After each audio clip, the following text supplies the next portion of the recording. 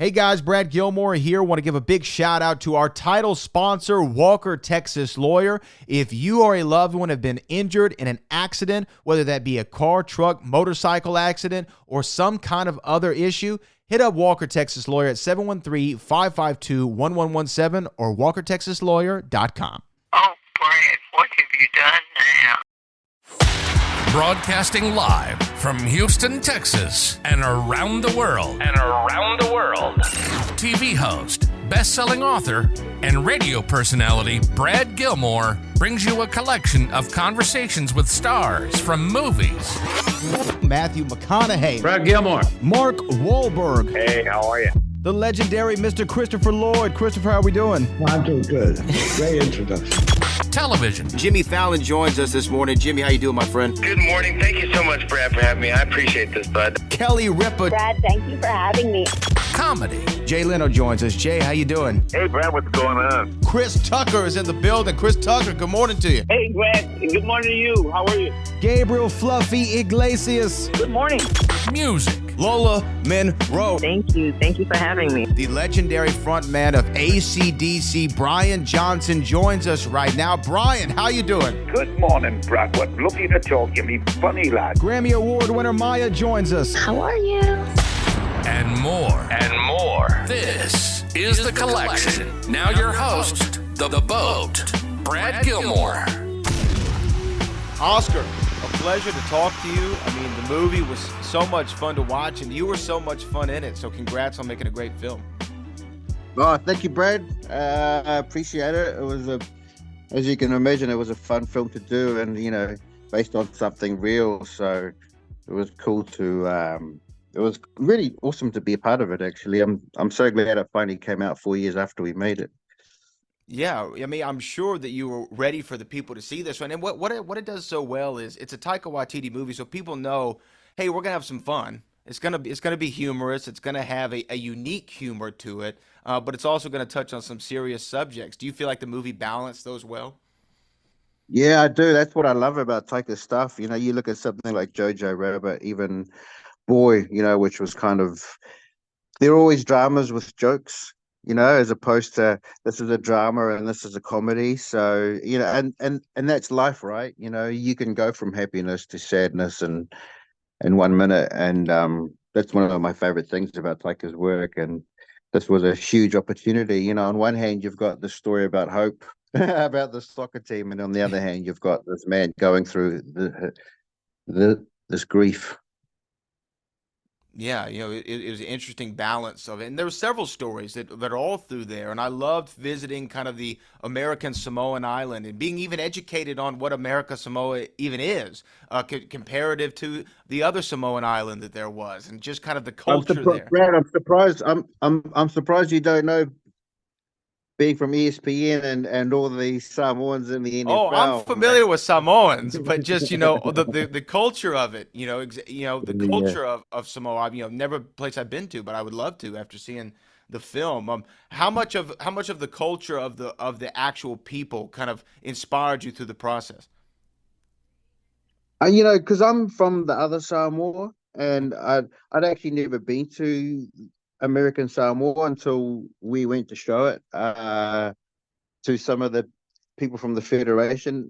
This was a couple of months before the film came out, and it was fascinating, man. It was like being in Samoa, but everyone's got a big, massive truck, and the roads were really clean and beautiful. And I was like, wow, they've got like a proper municipality authority here, and no, but in terms of culturally, we're the same people. Samoans are Samoans, whether they come from the eastern part or the western part. So I'm sure American Samoans feel like that too.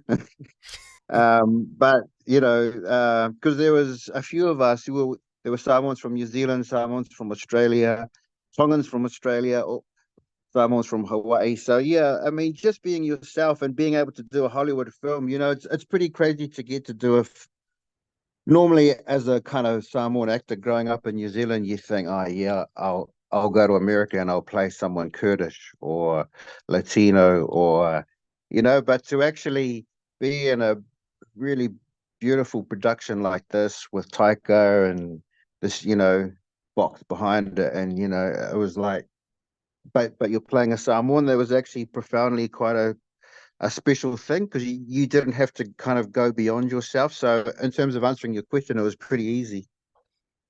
Now, on the set, I know Taika likes to keep things fun, as we've talked about before. Was there any time like difficulty not cracking up at some of the moments? Because especially for the soccer team itself, when they're in practice, or when you and Michael Fassbender are interacting with one another, there's a lot of moments that I feel like you would break easily. Yeah, far out. Yeah, there is, and but that's the beautiful tension. It's like with sports. On one hand, sports is fun, but at a certain level, when it's your job, and so you're there to work, but there's some really funny shit happening, and you do want to, but at the same time, the way you play comedy is to play it really real. I mean, I reckon, is that you've got to play it as straight as possible. So you kind of just have to, as an actor, commit fully, and then just save the cracking up till they say cut. Now, it's one thing when you make the film, but it's another when you get to see it for yourself and have that audience experience. What were you kind of going through your mind when you got to see the film in its final, version for the first time? Man, I was just, because I love those films, got Cool Runnings, The Commitments, that whole Bad News Bears, and I'm talking the original Bad News Bears Original with from the Walter 70s. Matthau, Yeah. in the 70s. I love those films. And when I saw this doco, when it came out, I knew that this had that same flavor and that same thing. And then I think only Taika could have got it over the line. I doubt any other director would have got this film made, but because he was riding so high with Thor, and his fantastic work, whatever work in Jojo Rabbit, they went, yeah, Taika, you can make this film, and I'm so glad he did, because I feel like only he could have got it done, and he had the sensitivity, being Polynesian himself as Maori, like for example, the whole transgender whawhaiwhine, you Mhm. know, in a normal film, you might expect a scene where there's a conversation that explains what that is for people who don't understand. But Taika deliberately didn't do that, because we wouldn't, because to us it's normal. It's Right. not something to be discussed or even to have an opinion on. It's just part of life. What's the biggest thing as we wrap up here again? This movie is so much fun, and I agreed with you. It's funny you say Cool Runnings, because that was when I saw the first, I don't know, 10 minutes of the movie. That was what was going in my head. I'm like, oh, this is gonna be like Cool Runnings. But what do you Yeah. hope people take away from it more than anything? Um, because I've seen it a few times now, and the more I see it, the more I see Thomas's side of the story. And I see that it wasn't really about the goal, and to me, my favorite moment is right at the end, when after the goal and everything, and he runs up the mountain, and he hears the bell in the distance, this freaking bell that's been annoying him the whole film. And then, but for once, he closes his eyes and he sits down and he takes a moment, And to me, that's the goal. That's the when they're carrying the sled, you know, that's the moment. As actually when Thomas is up there on the mountain. So I hope people kind of see all those things that Taika put in there. On one level, it is in that genre of beautiful sports movies, but that's really happened. It wasn't just scripted, and that's what makes it even more special, and the fact that it was American Samoa, um, and the fact that it was funny. I met one of the Socceroos who played in that game, Archie Moore. He scored 13 of the goals of the 31 goals, and he saw the premiere in Australia, and we did a session on stage after, and for him it was kind of a way to kind of It was good it was a full circle moment, you know what I mean? Where he got to experience the other end of it, what it meant for the country, but also in a way kind of work through some of that stuff. And we had a good laugh on stage. So, yeah, it's all been a pretty cool ride so far. Well, it's an amazing movie, and you're, I mean, I'm honestly so good at it. Your character is phenomenal. The whole film is phenomenal. I laughed a whole bunch. All my Samoan friends that I do have, they all say, Yeah, once you have a conversation and a connection, you call one another Uso.